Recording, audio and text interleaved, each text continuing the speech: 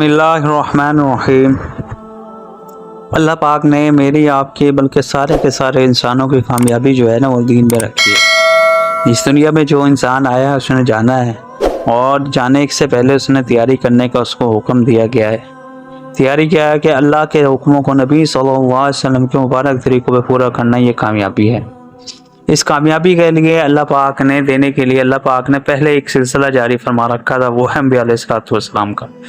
قوم جب بگاڑ کی طرف آ جاتی تھی تو اللہ پاک ان کے پاس اپنے پیارے معصوم نبی ان کے پاس بھیجتے تھے، وہ ان کو راہ راست پہ لانے کی کوشش کرتے تھے، اور اپنی جین و دل دماغ سب صلاحیتیں لگا دیتے تھے کہ لوگ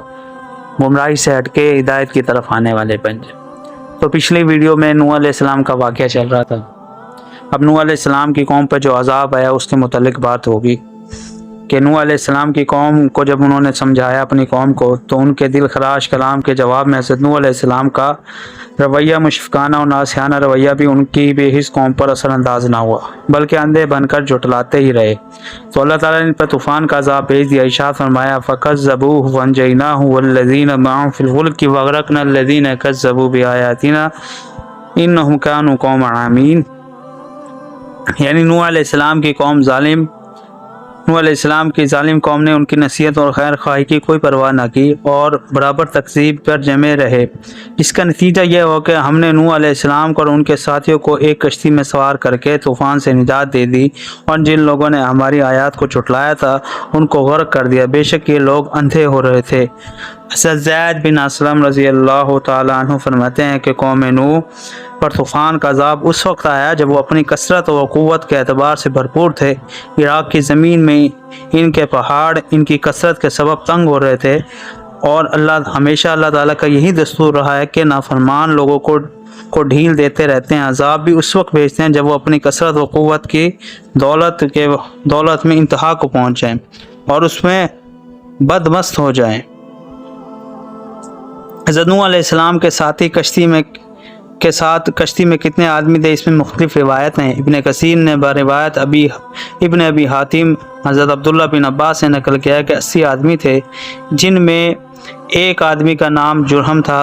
اور یہ عربی زبان میں بولا جاتا ہے۔ بعض روایت میں یہ تفصیل بھی آئی کہ 80 کے عدد میں 40 مرد اور 40 عورتیں تھیں۔ طوفان کے بعد یہ سب حضرات موصل میں جس جگہ مقیم ہوئے اس بستی کا نام سمانون مشہور ہو گیا تھا۔ حضرت نوح علیہ السلام نے جب اپنی قوم کو ایمان کی دعوت دی تو ان کی قوم نے ان کی نبوت اور رسالت پر چند شبہات و اعتراضات پیش کیے تھے۔ حضرت نوح علیہ السلام نے اللہ کے حکم سے ان کے جواب دیے۔ ان لوگوں کا پہلا اعتراض حضرت نوح علیہ السلام کی نبوت اور رسالت پر یہ تھا کہ ما نراک الا بشرا مثلنا، یعنی آپ تو ہمارے جیسے انسان اور آدمی ہیں، ہماری طرح کے کھاتے پیتے چلتے پھرتے سوتے جاگتے ہیں، پھر ہم آپ کو اپنے اوپر ما فوق العادت امتیاز کیسے تسلیم کر لیں اور آپ کو خدا کا رسول اور پیغمبر کیسے مان لیں۔ ان لوگوں کا خیال یہ تھا کہ انسانوں کی طرف جو شخص اللہ کی طرف سے رسول بنا کر بھیجا جائے وہ جن سے بشر سے نہیں ہونا چاہیے، بلکہ کوئی فرشتہ ہو جس کے امتیاز سے سارے انسانوں کو ہر حال میں تسلیم کرنا پڑے۔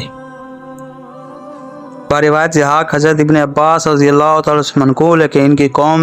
ان کو اتنا مارتی کہ وہ گر جاتے تو ان کو ایک کمبل میں لپیٹ کر مکان میں ڈال دیتے تھے، یہ سمجھتے تھے کہ یہ مر گئے، مگر جب اگلے روز ان کو ہوش آتا تو اللہ کی طرف بلاتے اور تبلیغ کے عمل میں لگ جاتے۔ محمد بن اسحاق نے عبید بن عمر بن لیثی سے روایت کیا ہے کہ ان کو یہ خبر پہنچی کہ نوح علیہ السلام کی قوم نے ان کا گلا گھونٹ دیتی تھی، جس سے وہ بے ہوش ہو جاتے۔ جب وہ ہوش آتا تو یہ دعا کرتے رب اغفر لی لقومی انہم لا یعلمون، اے میرے پروردگار میری قوم کو معاف کر دے کیونکہ وہ نہیں جانتے۔ ان کی ایک نسل کے ایمان لانے سے مایوس ہوئی تو امید رکھتے ہیں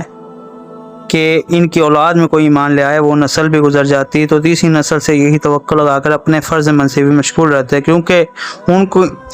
ان نسلوں کی عمریں اتنی طویل نہ تھی جتنی حضرت نوح علیہ السلام کو اللہ تعالیٰ نے بطور معجزہ عطا کر رکھی تھی۔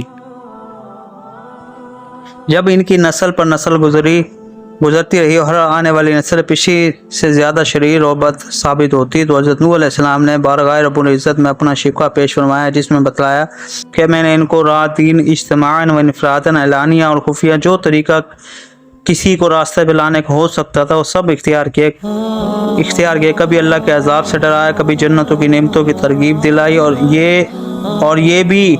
ایمان اور عمل صالح کی برکت سے تمہیں دنیا میں فراخی اور خوشحالی نصیب ہوگی. کبھی اللہ تعالیٰ کی قدرت کاملہ کی نشانیوں کو پیش کر کے سمجھایا، مگر انہوں نے ایک نہ سنی. دوسری طرف حق تعالیٰ سبحانہ و تقدس کی نے ان کو یہ بھی بتلا دیا کہ آپ کی پوری قوم جس کو ایمان لانا تھا لے آیا، ان میں کوئی بھی ایمان قبول نہیں کرے گا. جیسے کہ قرآن میں آیت ہے اِنَّهُ لَن يُؤْمِنَ مِن قَوْمِكَ إِلَّا مَنْ قَدْ آمَنَ کا یہی مطلب ہے کہ اس وقت نوح علیہ السلام کی زبان پر